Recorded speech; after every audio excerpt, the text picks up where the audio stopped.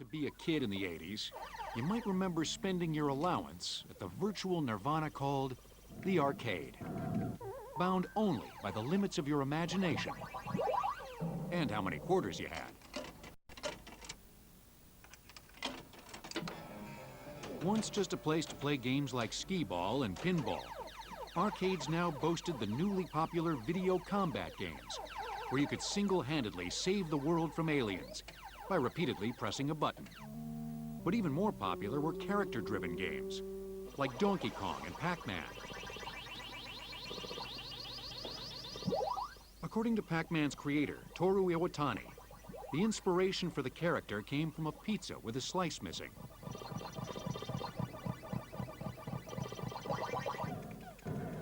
If you long for the games of days gone by, the Vintage Arcade Superstore in Glendale, California can resurrect your childhood with one of their restored arcade games. Came up 500 short. Most of our customers are people that played these games when they were kids. Some of our customers are collectors. We have some customers that are celebrities. Our most sought-after products are the early 80s video games like Miss Pac-Man, Galaga, Defender, Asteroids, Donkey Kong. If we don't have something, we can find it for you. We completely go through them. We redo the control panels. We put new monitor glass on them, new marquees, new T-molding, repaint the sides. A lot of times we put new side art on them. We can put new monitors in them. Of course, Gene personally tests each game before it's shipped out to the customer. Inside, arcade games are fairly simple machines, made possible by our old friend, the microprocessor. Power comes through the cord, goes in this transformer. There's some fuses. This is the power supply. Here's the computer board. Here's the memory chips right here. This is the microprocessor. Here's the monitor that displays the image. And the speakers up here, the control panels in the front, and that's basically what there is in a video game. Arcade game technology helped mesmerize an impressionable new generation. And like many electronics in the 80s, the games became small and cheap enough to come home. Sales of home video consoles like the Atari 2600 boomed. There was some interest on the part of many parents in acquiring home games so that their children would be playing at home as opposed to going out into this unknown space of the arcade where the parents would lose control over their children. From the kids' point of view, the games that were conversions of popular arcade games for home consoles tended to be inferior, technically speaking. Inferior or not, home video games were a hit. Atari founder Nolan Bushnell seemed to have discovered a formula that worked, at least for a while. A 2600 contains a very, very simple microprocessor running at maybe 1 megahertz, and that primitive nature allowed it to handle only games that were two-dimensional with just a few colors and a few little objects that were moving on the screen. Bushnell allowed an open culture of game development, meaning that other companies could produce cartridges that were compatible with the 2600. Some of the games weren't exactly top-notch. As a result of that, Atari, in a way, kind of lost control of that platform. That led in the early 1980s to kind of a collapse of the industry. The game makers that followed, like Nintendo, learned from Atari's mistakes. They patented and coded their consoles and insisted on strict quality control guidelines. Despite some awesome innovations in video games and graphics over the years, we still look back nostalgically on those games from the 80s. If you poll, say, university students today, more than 50% of them have played with an Atari 2600 still to this day. It's, for some reason, it's maintained its popularity. The Atari 2600 nailed a certain kind of interactive play experience that's possible on a very simple platform. They're really timeless games. If games weren't your thing, then you may remember other television-related breakthroughs. MTV, CNN, and HBO were a few of the specialty cable channels making a big splash on the tube. But you couldn't possibly watch everything. Or could you? Enter the VCR. It allowed people to capture television and not have to schedule their lives around their favorite program anymore, because now they could go and throw a tape in the machine, set the timer, record, and go out and do whatever they needed to do. Despite the fact that the clock always seemed to think it was midnight, VCRs enabled us to record a show at its regularly scheduled time and then watch it later. And it sounds so simple today, but that was a big deal at that time. The phenomenon that resulted was this notion of time shifting. Of course, the other thing that happened, people found the fast forward button, and then they could skip through commercials or parts of the program they weren't interested in. Consumer VCRs were introduced in the mid-1970s, but few households actually had one until the 1980s. In 1990, over 200 million VCRs were sold worldwide. When you were buying one in the early days, you had a big decision, which was, did you want Beta, which was Sony's tape format, or VHS, which was from JVC, and the two formats were completely incompatible. The differences between the two technologies led to a format war, and only one would be left standing. Both machines essentially did the same things: record and play back video after a cassette was inserted. In record mode, a VCR uses a rotating recording head that makes contact with the tape inside a cassette. As the tape moves past the spinning head, it records an analog signal of each frame as a diagonal stripe on the tape. Another head records sound and tracking information on the edge of the tape. In playback mode, the rotating head lines itself up with the diagonal stripes by using the tape's tracking codes. As the head rotates over the stripe, it reads the information for the image and sends it to the TV. A separate head reads the sound. The similarity between Betamax and VHS ends there. Betamax had slightly better quality because it used a larger head to read the tape. And that larger head meant that they could put a little more detail on the tape and get a little better clarity. And that limited the tape's maximum length to 60 minutes when the Betamax decks first came out. VHS was able to fit up to 2 hours on a tape, and because most movies fit in a 2-hour tape, that gave JVC a big advantage in the home rental market. Video rental stores popped up on every street corner, and it soon became common to rent a movie on tape and watch it from your couch.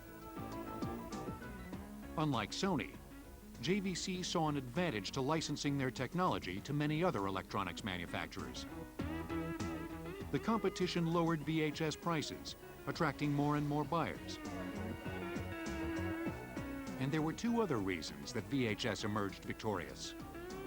VHS tapes were cheaper and they were more widely accepted in the marketplace. And then there was a force that isn't talked about so much, and that's the fact that most video stores had the front part of the store where you rented Hollywood movies and then a back room where you could rent other material of a pornographic nature. This was the first time that people could actually watch these works of art in their own homes, and that caused an explosion in that particular industry. Since that industry pretty much standardized on VHS, it drove a lot of what was happening in the front part of the video store as well. It was the final nail in the coffin for the Betamax home VCR market. 80s technology helped us kick back at home, but products like the Walkman and cell phone showed us that we could get tech to go. All the multifunctional items we hold so dear today have their roots in simpler products that became ubiquitous in the 80s, many of which were created by Japanese electronics firms. In the 80s, you saw the advancement of a whole bunch of devices from Sony, from the Walkman to the CD player, the VCR, the Handycam camcorder.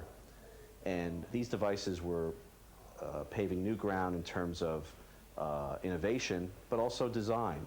And then we saw other Japanese-based electronics companies follow Sony. In fact, there are one or two that have sort of referred to Sony as their R&D department. Nowhere was Sony's leadership more pronounced than in the realm of music reproduction technology. You started with home stereo systems. Those were shrunk down to a boom box, which you would carry on your shoulder and blast to everyone around you. And then came this, the Sony Walkman, which was just a total revolution. You could take your own songs, mix them onto a cassette, load them into a Walkman, stick it in your pocket. The headphones made it sound incredibly good. It was made possible by magnet technology that allowed them to shrink the headphones down to a very small, lightweight package. Standard headphones of the time weighed about 14 ounces and covered the entire ear. Sony was able to miniaturize headphones to about 1.5 ounces by replacing ferrite magnets with much stronger and smaller samarium cobalt magnets. The Walkman sends an electrical signal carrying the sound wave that the headset must reproduce. The signal creates a magnetic field in the coil that attracts or repels the samarium cobalt magnet. The coil's movement causes the headset's diaphragm to vibrate, creating the sound waves that you hear. It was the first time people could listen to music, any music they wanted to, anywhere, anytime, any place, frankly, without disturbing anybody else. It seems very simple today, but at the time it was pretty revolutionary, and it really did create a whole movement in terms of lifestyles and behaviors and the way people entertain themselves. But you still had to carry around those clunky tapes that degraded over time. Even the Walkman couldn't save the ill-fated cassette. Because in 1982, Sony, with some help from Philips Electronics, upped the ante yet again with the compact disc. For decades, we had wax and then vinyl discs, and then we saw the 8-track tape, which was eventually obliterated by the cassette tape. And as we come into the beginning of the 1980s, we're left with two common formats, the cassette tape and the vinyl LP. These were both replaced in the early 1980s by this, the compact disc. The CD is a total revolution, and it's a revolution for two reasons. First of all, the information stored on the CD is stored digitally, so that each time you play the CD, you're going to hear exactly the same sound. And the second reason it's revolutionary is because so much information is stored on the CD compared to a vinyl record. It was Sony who specified that the CD be able to hold at least 74 minutes of music, because one of our top executives at the time, Noria Oga, was also a conductor and also very interested in classical music and wanted Beethoven's Ninth Symphony to be able to fit on a CD. A CD starts as a disc 1.2 millimeters thick, made of clear polycarbonate plastic. During manufacturing, billions of pits or scratches are pressed into the plastic in a spiral string. The disc is then coated on one side with so-called super purity aluminum to create a mirrored surface. A film of lacquer protects the aluminum and is painted with a label for the CD. A CD is read by focusing a semiconductor laser through the transparent bottom of the polycarbonate layer. If you were able to grab a hold of that little string somehow and peel it off, you'd find that it's a string half a micron thick, but 3 miles long. The laser beam hits the CD, and it's going to find one of two things when it hits that surface. It's either going to find actual mirror, and it's going to reflect that clearly, or it's going to find one of those tiny scratches, and it's going to get diffused when it reflects off. Now, the CD reader is able to tell the difference between actual mirror and scratch, and from that, decide what bits of information have been written onto that CD surface. Of course, you needed a CD player. Sony's CDP-101 was also introduced in 1982. Now the trick was to convince consumers to repurchase all their music on the new format. But as people heard it or visited with friends or somehow came in touch with CDs and the quality of the music and the amazing fact that it would always have this great quality, it got adopted very quickly. Also, we came out later with the Discman, which was a CD-based version of the Walkman, making CD a medium for portable music enjoyment. While many used technology to retreat into their own worlds, some embraced it for more social reasons. The first commercial portable cellular telephone, Motorola's Dynatac 8000X, showed us that we could stay in touch on the go. You had the normal telephone, then you had the car phone, and then you had the beginning of the portable cell phone. And we look at this now as totally comical, because it's so gigantic. It weighs about 2 pounds. But this, at the time, was possibly the coolest object that a person could own. It cost about $4,000, maybe $1 or $2 per minute to use it. But it had no cord, and that's what mattered most. Like modern cell phones, the brick was basically a sophisticated radio system. When you dial a call, your phone sends a radio message to a cell phone tower nearby. The tower sets up the call with 2 frequencies. One frequency for your voice, and the other for the voice of the person you're talking to. This radio system can transmit on hundreds of different radio frequencies, so each tower can handle dozens of calls at once, without one call interfering with another. If a phone is moving, its signal transfers from one tower to the next, spaced about 2 miles apart. Cell phones eventually went from analog signals to digital, and like everything else, they got smaller, faster, and thankfully cheaper. Prompting that all-important 80s question, who are you gonna call? Pocket tech was here to stay, and it proliferated into all forms of entertainment and communication. But was there a downside? The more technology we get, the more it becomes embedded in us, the more we're plugged into our iPods, the more we're on the cell phone. Maybe there's less and less reality in our lives and more mediation of reality through these electronic devices. The 80s got us digitized, downsized, and on the go. When we had so many toys, we needed a cool car to transport them all. And in 1981, a visionary vehicle showed us a portal to the future.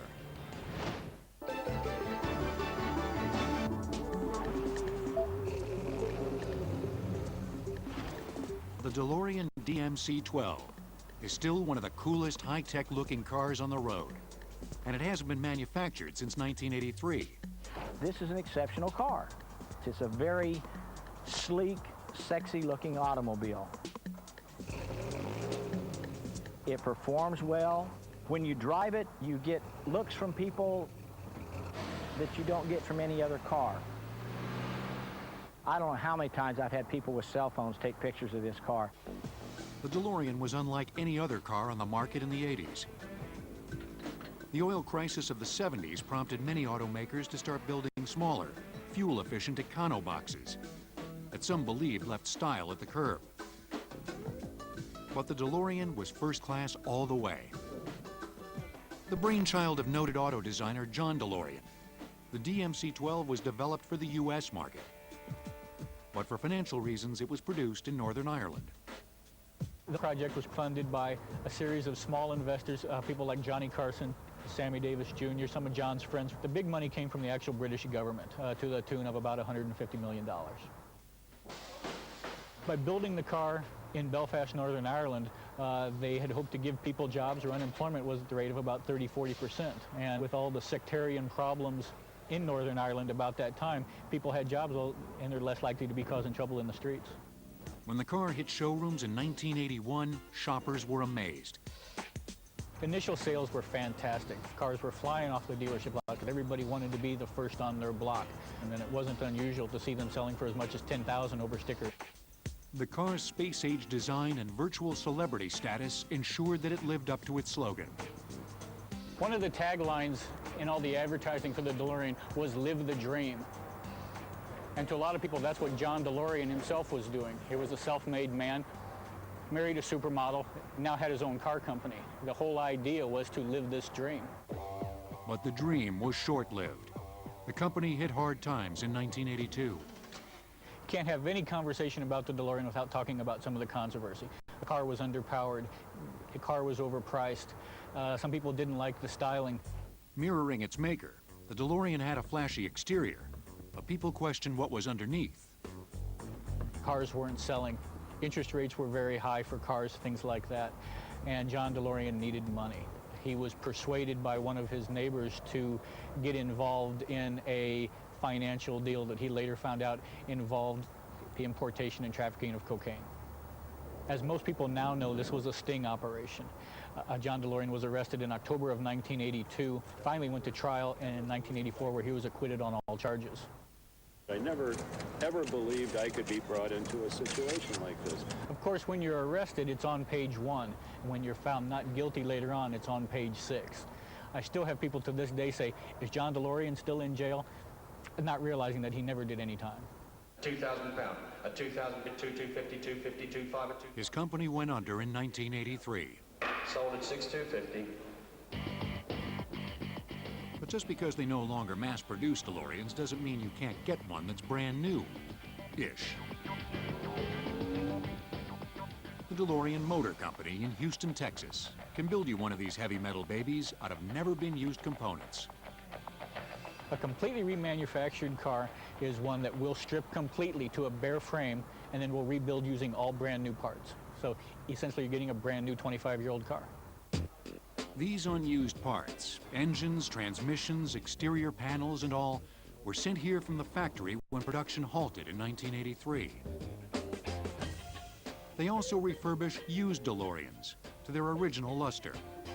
It's not unusual for a car to come to us in just completely run-down, worn-out condition, and for us to turn it into a car like this one here. We'll refresh the interiors, we'll rebuild drivetrains, we'll do body work, whatever it takes to make the car look as good as it did back in 1981. And the price tag? A good rule of thumb is it takes $25,000 to have a good running, reliable, daily driver, nice-looking DeLorean. Doesn't matter if you buy one for 15 and you put 10 in it, or you buy one for 25 that's already finished.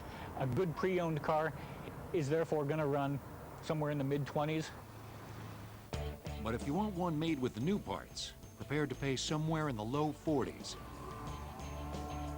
Even stripped down, the DeLorean doesn't look like most other cars. Here we have one of the DeLorean chassis in its bare form. In the front, very well protected from a front or from a side impact, we have the fuel cell, which because it's so well protected, it really plays into the safety theme that John DeLorean was known for. The chassis is kind of unique in that it's a mild steel coated with epoxy, and that's to keep it from rusting. Under the hood is a rear-mounted 2.8-liter Peugeot Renault all-aluminum engine. Today, there's also an optional performance package upgrade, which includes a new exhaust system, headers, dual catalytic converters, and a new muffler. And when you put pedal to the metal, the Bosch K-Jetronic mechanical fuel injection is what actually meters the flow of fuel from the fuel tank into the combustion chamber through the fuel injectors. A lot of the cars from the late 70s, early 80s all had carburetors. This is one of the earliest cars to use a form of fuel injection. on top of the chassis sits the fiberglass underbody, onto which the stainless steel panels are attached. Unlike most cars where you have body panels welded to the car, on a DeLorean, all the panels bolt on. So it's real simple to do any kind of panel replacement. You can bolt the panels on and you can bolt the panels off, and you're ready to go. It's safe to say you won't see too many other stainless steel cars on the road, because this metal is about 5 times more expensive than the more common mild steel used for most cars. Once you're done admiring the unusual exterior, grab a door handle and flip her open. One of the unique things about the DeLorean is obviously the gull-wing doors, which open upward. They need 14 inches of clearance, which is less than a regular automobile. They're operated by a torsion bar, which sits inside here. It's made out of stainless steel. It's dipped in 350 degrees below zero liquid nitrogen and counter-turned 10 times each way. And then it is taken out, which makes it actually become a spring. Then it is put back in the car. This device here is a rod that allows the door from opening either too fast and gives it support when you close it. The DeLorean was truly unique for its time, from concept and design to the controversial circumstances surrounding its creator. John DeLorean died after suffering a stroke in March 2005, reportedly while sketching designs for a new car. But his legacy lives on. This 80s funmobile is still a timeless hot seller. In the 80s, looking rad was all the rage. But we were also stoked about testing our brains with some way cool puzzles and games.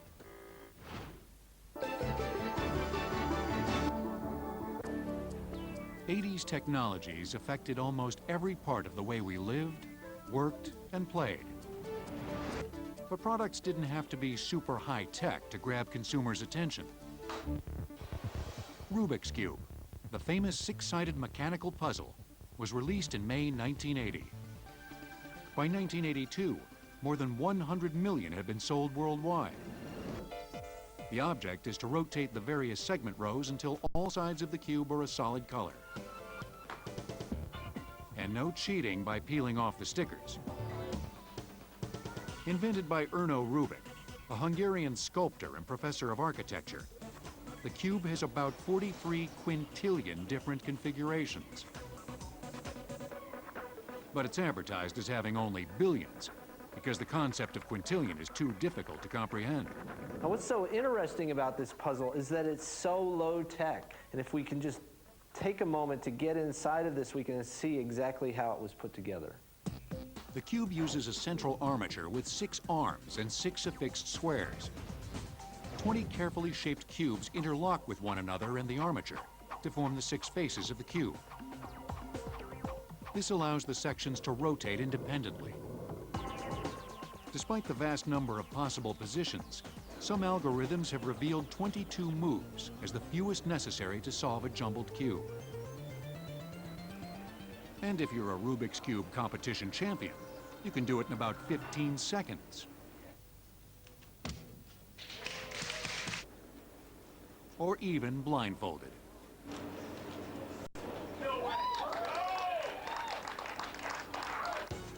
To date, retailers have sold 300 million Rubik's Cubes and imitations, reportedly making it the world's top-selling toy.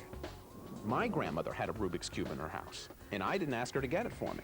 Everyone became fascinated by putting these colored patterns back together. Why? I don't know. But there is an attraction that people have with consistently testing themselves. Another 80s toy that tested our skills was the Simon. The Simon was like a lot of the games in the 1980s in that it was really primitive, but it was also really addictive. It was an electronic memory game, and it would give you a series of flashing lights and tones, and you needed to be able to repeat the pattern.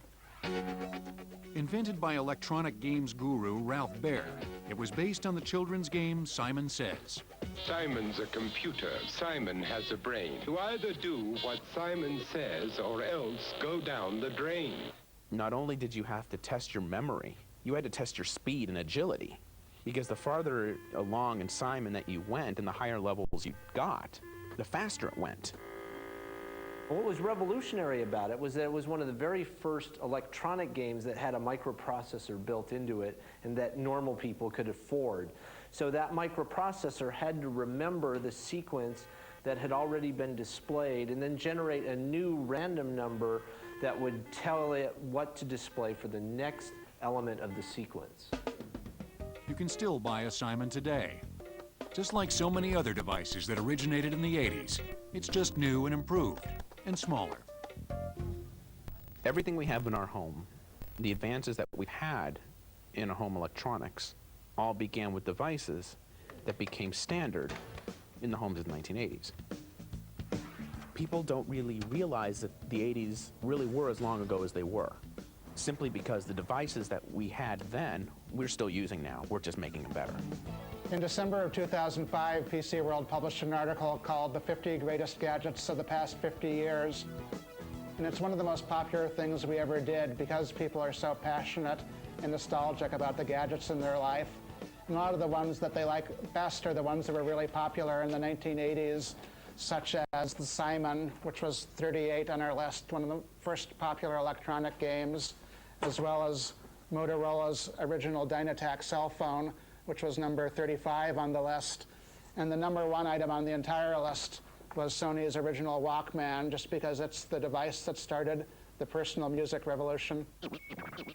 Devices popularized in the 80s spawned a lot of revolutions. And as engineering innovation continues its symbiosis with ever-increasing computing capacity, who knows what those devices will morph into next? But it's sure to be totally awesome.